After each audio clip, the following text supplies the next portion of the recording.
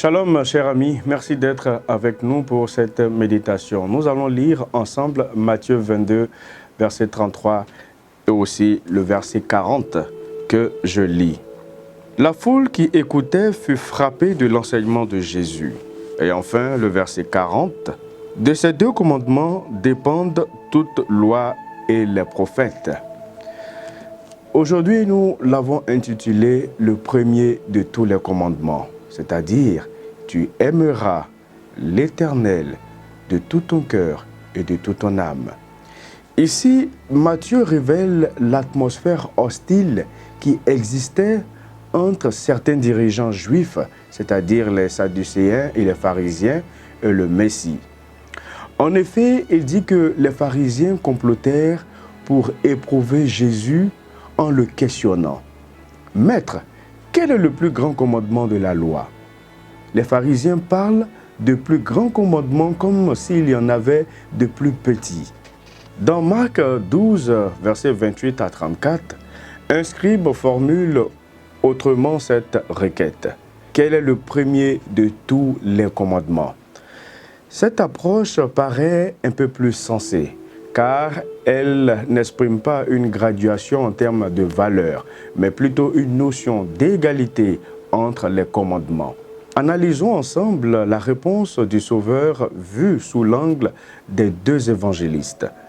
Nous remarquons que la réponse donnée aux scribes et aux pharisiens dépasse leur entendement, car il n'y a pas un grand ou un premier commandement, mais deux commandements qui se valent.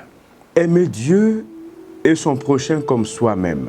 Jésus a le génie de répondre, non aux attentes exprimées par des lèvres, mais aux besoins fondamentaux de l'être entier, qu'il soit connu ou inconnu, tu ou exprimé.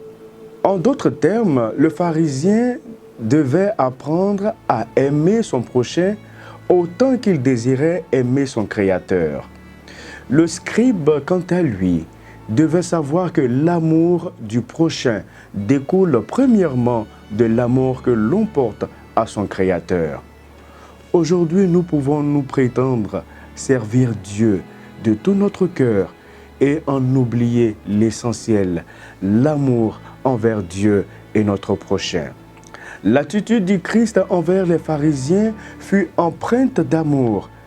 Bien que connaissant leur intention malsaine à son égard, Jésus, satisfait de la réponse du scribe, lui dit « Tu n'es pas loin du royaume de Dieu ». La bienveillance du Christ envers l'homme, son désir de le sauver dépasse largement sa méchanceté. Sommes-nous capables, chers amis, comme le Sauveur, d'apprécier l'autre, de l'aimer en dépit de ses différences, sachant que la différence enrichit? Cette question demeure fondamentale car la société foisonne de mouvements religieux et philosophiques se réclamant du Dieu vivant. Quel est notre regard ou notre attitude vis-à-vis de ces derniers? Le Christ déclare, il n'y a pas de plus grand amour que de donner sa vie pour ses amis. Et c'est ce qu'il a fait. Il convient d'ailleurs voir aimer ceux pour qui Dieu a donné sa vie, sans acception de personne. Toutefois, la fidélité à ses commandements ne doit pas être sacrifiée sur l'autel de l'amour du prochain, car l'amour et justice vont de pair. Que Dieu vous bénisse.